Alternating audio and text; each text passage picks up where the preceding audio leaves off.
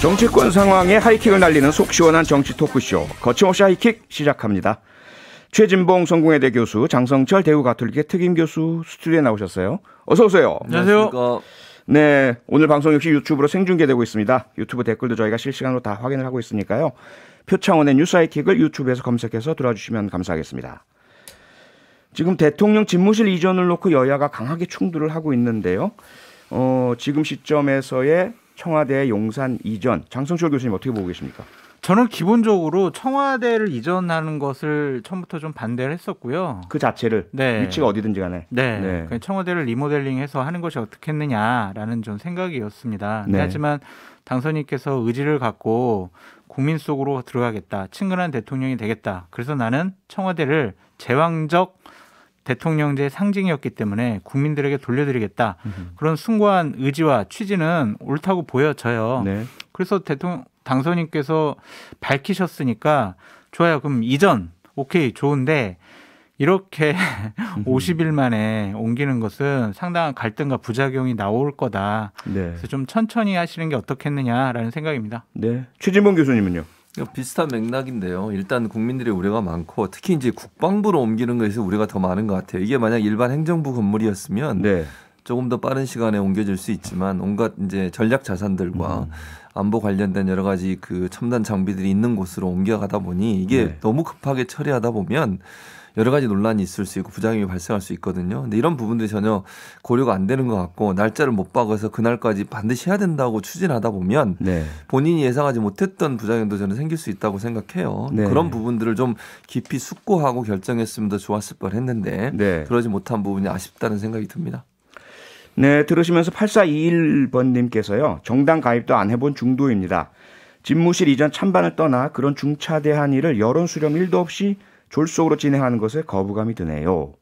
이렇게 말씀을 주셨는데요. 어떨까? 여론 수렴도 여론 수렴이지만 뭐 관련 부처, 전문가, 각종 좀 폭넓은 조사, 소통 필요한 거 아닙니까? 저는 그렇게 생각해요. 특히 이제 안보 전문가들과의 대화가 반드시 필요하고요. 네. 이게 연쇄적으로 국방부에 근무하시는 본청에 근무하신 분 1,000명 정도가 합참에 지금 일시적으로 함께 근무해야 되는 상황이 됐고요. 합참은 어쨌든 남태령은 또 옮겨가야 되는 상황이 됐지 않습니까? 예. 근데 이게 단순히 사람만 옮겨갈 수 있는 상황이 아니라고 제가 말씀을 드렸고 지금 이제 다음 달에 한미연합 군사훈련도 있고 안보 공백이 생길 수 있는 위험성은 예측 가능한 부분이라는 생각이 들어요. 물론 뭐 당선인 측에서는 무리 없이 하겠다고 얘기하지만 너무 이게 시간을 정해놓고 하다 보면 그걸 놓치는 수가 있을 수 있어요. 만약에 건물을 지을 때도 마찬가지잖아요. 예를 들면 완공 날짜를 딱 미리 정해놓고 그날까지 해 그래버리면 이게 하다가 기회를 좀 맞추기 위해서 부족한 일이 생길 수 있는 거거든요. 충분히. 무리한 그렇죠. 공사. 그래서 특히 아까도 말씀드린 것처럼 국방부 내에는 이제 전산 시스템이든 통신 시스템이든 이게 일반 건물하고 다르게 구성이 돼 있는 것이 있지 않습니까? 벙커 같은 것도 마찬가지고 이런 부분들은 정말 전문가들의 의견을 충분히 저는 수렴해야 된다고 생각해요. 일반인들은 모르지만 전문가들 볼 때는 이게 혹시나 안보 공백이 생기면 안 되는 거예요. 안보 공백이 1%라고 생기면 안 되는 겁니다. 유사시가 언제 발생할지 아무도 모르는 거잖아요. 그렇죠. 그런 부분들을 고려해서 해야 되는 게 맞다고 저는 보는데 너무 시기에 맞추다 보니까 저는 문제라고 생각해요. 그런 부분들을 조금 더 여유를 두고 했으면 좋겠습니다. 장성철 교수님. 네.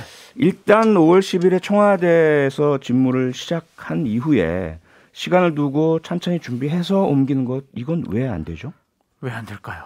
정말 저도 조금 이해가 되지를 않습니다. 그렇게 이제 급하게 옮겨야 될 이유에 대해서 또 다른 측에서는 또 다른 여러 가지 비판을 제기하고 있던데 천천히 가는 게 포기하는 게 아니거든요. 그렇죠. 국가의 중요한 정책들, 결정들은요. 부작용을 최소화하고 갈등을 최소화하는 게 중요합니다. 그러니까 대통령의 뜻과 의지는 취지는 잘 국민들께서 이해하고 있지만 저런 방식의 리더십은 국민들이 원하는 리더십이 아닐 것 같아요. 본인이 결정했으니까 나 약속했어. 그러니까 나 무조건 지킬 거야. 라는 거잖아요. 국방부 청사로 옮기겠다는 것이 15일 날 나왔습니다. 근데 한 6일 정도 검토하고 20일 날 확정을 줬어요. 이게 과연 여러 가지 부작용이나 제대로 된 검토가 잘 됐을까라는 의구심이 있어요. 왜냐하면 당선인과 원희룡 정책본부장은 광화문 청사로 이전을 하는 것을 후보 시절에 우리는 완벽하게 다 검토했다. 우리는 뭐 다 여러 가지 사항을 검토했기 때문에 차질 없이 할 거다라고 하셨잖아요. 그랬는데 당선되고 나서 여러 가지 검토해 보니까 또 부작용이 나왔지 않습니까? 네. 그러니까 이런 부분들 졸속 결정이라는 부분이 국민들 눈에 어떻게 비칠지 심히 우려되고 걱정된다라고 말씀드립니다. 네. 뭐 이런 의견도 있습니다. 1803번님께서 문자 주셨는데요. 시일을 미루다 보면 오히려 아무것도 안 되고 또 말이 많아질 겁니다. 최진봉 교수님, 네. 그럼 문재인 대통령, 문재인 정부도 약속을 했지만 광화문 시대를 열겠다 못 지켰고 그러다 보니까 이렇게 또 청와대 일단 들어가면 못 나온다라는 생각에 이 시기 안에 빨리 해야 되겠어라는 결심. 이 부분은 어떻게 보세요? 근데 저는 의지의 문제라고 생각해요. 제가 네. 볼 때 윤석열 당선인은 그 전에 어떤 대통령보다 의지가 강하다고 보여지거든요. 지금 네. 지금 하는 여러 가지 그 모습들을 보면. 예.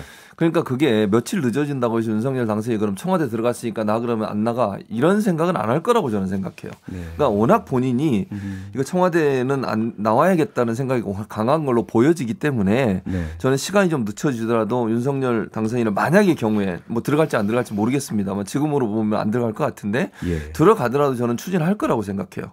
그러니까 그게 며칠 늦어지고 몇 달 늦어진다고 해서 크게 문제라고 저는 보지 않거든요. 네. 그리고 국민들이 볼 때도 약속을 안 지켰다고 생각하겠습니까? 그렇게 생각하지 않을 거라고 저는 생각해요. 네. 충분히 검토해서 본인이 약속한 것을 안전하게 국민들이 불안함을 느끼지 않도록 하면서 옮기는 것이 도리어 더 칭찬받을 일이지 이걸 이렇게 무리하게 추진하다 보면 본인한테도 저는 마이너스라고 생각해요.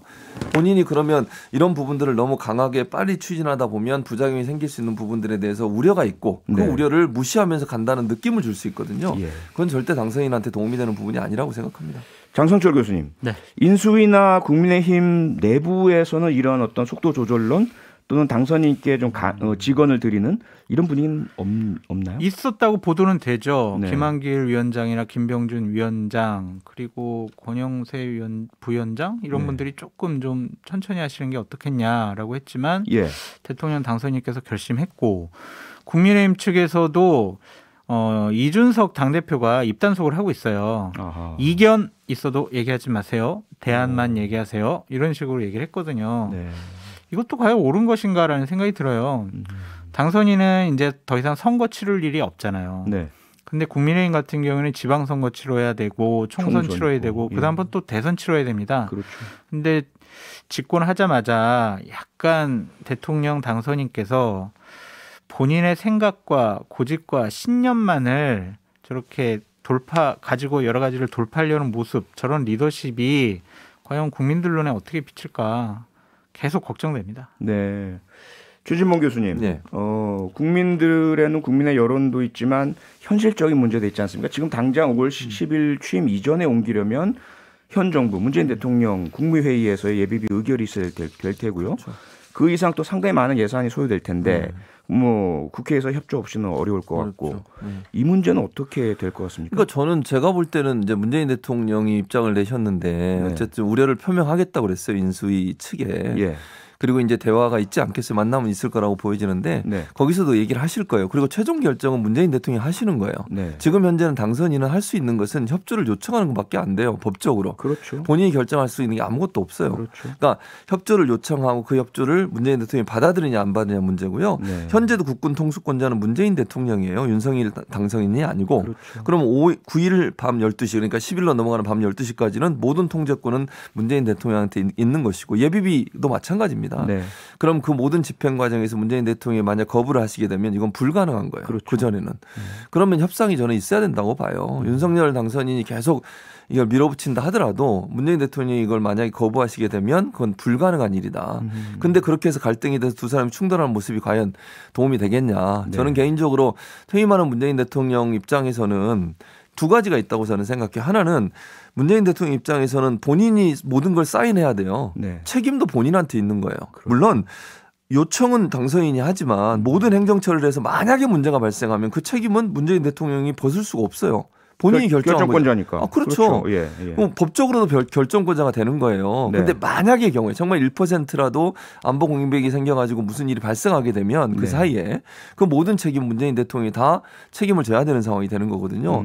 그래서 심사숙고할 수밖에 없었고 이건 본인 개인의 선택이라기보다 제가 볼 때는 오늘 국가안전보장이 확대 장관회의를 했잖아요. 네. 거기 의견이 아마 모아진 것 같아요. 이런 우려가 전달된 것 같고 네. 여러 가지 법적 문제도 있고 이런 법적 문제가 나중에 퇴임 후에도 문제가 될 수 있는 요소가 있다고 아마 건의를 들으신 것 같고 그럼 결국은 결정권자 입장에서는 그런 부담을 떼어안고서 그걸 추진할 수 있겠느냐. 저는 좀 어려움이 있을 거라고 봅니다. 근데 네. 좀 청와대의 대응과 반응은 상당히 좀 유감스러운 부분도 있다라고 말씀드립니다. 네. 오전에 박수영 국민소통 수석이 뭐라고 했냐면 윤석열 당선인께서 문재인 대통령이 지키지 못한 약속을 잘 지키길 바랍니다.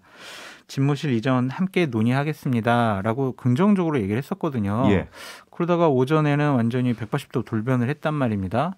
그러니까 이런 것들이 과연 청와대 내에서도 오락고락하는 반응 보인 것은 상당히 국민들에게 불안감을 줄 수가 있다. 왜냐하면 신구 권력이 정권 이양을 원만하게 지금 잘 처리하지 못하고 있는 것 아니냐라는 인식을 줄 수 있습니다. 네. 그러니까 이 부분은요. 예. 어쨌든 현재 문재인 대통령께서 좀 새로운 당선인이 네. 본인의 뜻과 의지대로 일할 수 있도록 배려해 주는 것도 맞고 네. 윤석열 당선인은 현재 대통령이 문재인 대통령이시니까 문재인 대통령 협조 없이는 아무것도 안 돼요. 그렇죠. 당선인이 어떻게 국방부 장관, 국방부 청사 옮기시오 어떻게 하겠습니까? 그렇죠.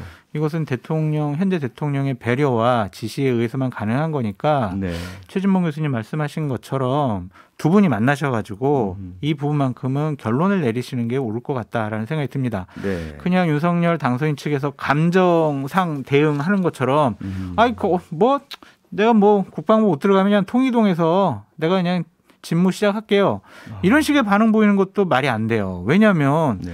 대통령을 어떻게 통이동이라는 경호상 상당히 어렵고 준비가 안 된 곳에 어떻게 근무를 시킵니까? 안 되죠. 이건 안 돼요. 네. 그러니까 이런 식으로 지금 신구 권력이 충돌하는 것은 이건 안 됩니다. 네, 들으시면서 0128님께서요 이런 질문 주셨어요. 풍수지리설에 의해 옮기려는 것 아닌가요? 장성철 교수님. 국가의 중요한 정책과 결정사항이 풍수지리설에 의해서 결정된다면 그 정권은 유지되면 안 되죠. 이러한 일은 벌어지지 않을 거라고 생각이 들고요. 네. 이거는 2018년도에 유홍준 당시 문재인 대통령께서 임명하신 청와대 이전 TF 위원장께서 네. 아유 청와대는 흉집니다라고 얘기를 하셔가지고 이제 이런 논란이 발생하는 건데 이런 일은 없어야 되죠. 네. 자, 결과적으로 만약에 용산 이전으로 관철이 된다. 네. 뭐 청와대에서 적극적인 협조를 해서건 또는 뭐 이후에 집권 이후건 그렇게 된다면 그것이 결국 윤석열 정부의 어떤 국정 운영, 국민의 지지 도움이 될까요? 아니면 마이너스가 될까요? 장 교수님. 이게 예. 처음에 리더십이 어떻게 비춰지냐는 건데 네. 그 점에 있어서는 안 좋을 것 같아요. 저 같은 사람이 문재인 정권에 대해서 상당히 비판을 했던 거는 뭐냐면 네. 신념과 고집으로 국민들을 설득하지 않고 야당의 협조 없이 네. 자신들이 원하는 것들을 그냥 국정 운영 스타일에 투영을 해가지고 나라를 그렇게 운영했거든요. 일방통행이라고 많은 네. 얘기를 했었죠. 네. 그런 것 때문에 분노해서 정권 교체 여론이 높았는데 아무리 정권 교체가 됐다고 하더라도 비슷한 스타일의 리더십과 통치 스타일을 보인다면 네. 국민들이 거기서 높은 점수를 주지는 않을 거라는 생각이 듭니다. 네. 그래서 이런 리더십 문제가 이 대통령에 대한 처음 허니문 기간도 없애고 네. 지지율이 이렇게 높지가 않으면은요. 지금 야당이 172석인데 국정 운영하기 어려워요. 그래서 이 부분 야당과 소통하시겠다고 했고 네. 협치하신다고 몇 번이나 강조하셨잖아요. 그렇죠. 그래서 문재인 대통령과 대화 많이 나누셔야 될 것 같다는 생각이 듭니다. 최진봉 교수님 같은 의견이십니까? 뭐 비슷한 의견이에요. 그러니까 네. 저는 이게 불통으로 보여질 가능성이 있어요. 그러니까 네. 윤석열 당선인이 지금 하시는 모습을 보면 소통하겠다고 그렇게 말씀을 하시고 강조를 하셨는데 행동하시는 걸 보면 이게 소통인가 이런 의문이 드는 경우가 많습니다. 네. 야당과도 소통하고 시민과도 소통하고 국민과도 소통해야 되잖아요. 네. 근데 불안한 요소들과 문제점들이 계속 지적이 되고 있다고 하면 네. 다시 한번 심사숙고해야 돼요. 그래도 자기 뜻대로 하겠다라고 해버리면 그건 불통이잖아요. 대통령이 국민 국민을 이기거나 대통령이 국민 전체 의견을 넘어서는 행동을 하면 안 되는 겁니다. 그러니까 윤석열 당선인 입장에서는 그 부분을 고려하셔야 돼요. 정말 국민들이 이걸 반대하는 이유가 뭘까? 다시 한번 숙고해서 깊이 고민하고 결정하면 국민들도 도와줄 거라고 저는 생각해요. 네. 너무 시간에 이렇게 밀려서 촉박하게 진행하다 보면 그것이 부작용을 낳을 수 있다는 점을 간과해서는 절대로 안 된다고 봅니다. 네, 두 분의 지적에 부합하는 여론조사 결과가 나왔네요. 오늘 윤석열 당선인의 국정 수행을 전망하는 여론조사 결과가 나왔는데요. 리얼미터가 미디어 헤럴드 의뢰로 지난 14일에서 18일 동안 전국 18세 이상 2,521명에게 유무선 전화 자동응답 방식으로 진행한 조사입니다. 윤석열 당선인이 국정 수행을 잘할 것이다 49.2%, 못할 것이다 45.6%, 모름 5.1%. 한 주 전이죠. 3월 2주차에 비해서 잘할 것이 약 3% 이상 하락한 이런 결과입니다.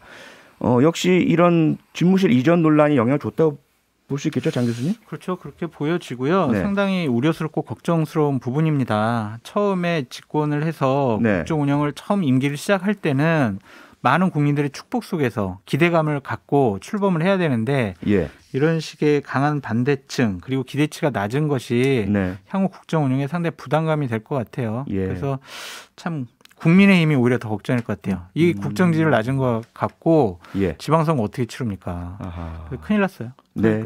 그러니까 한마디로 얘기하면 저는 무엇이 중요한데요. 그 한마디로 만나는. 그러니까 국민들이 볼 때는 지금 코로나19 때문에 어려움 당한 자영업자 소상공인들 이분들에 대한 정책이나 이런 부분들도 얘기했으면 환영받았었을 거예요. 그런데 그렇죠. 이게 이전하는 문제 때문에 모든 이슈가 거기에 빨려 들어갔거든요. 네. 이런 것이 결국은 국민들의 공감을 얻기 어렵지 않았나 하는 생각이 듭니다. 알겠습니다. 네, 오늘도 거침없는 정치 평론 해주신 최진봉 교수, 장성철 특임 교수 두 분 감사드립니다. 수고하셨습니다. 감사합니다. 평일 저녁 6시 5분에 여러분을 찾아갑니다. MBC 라디오 표창원의 뉴스 하이킥.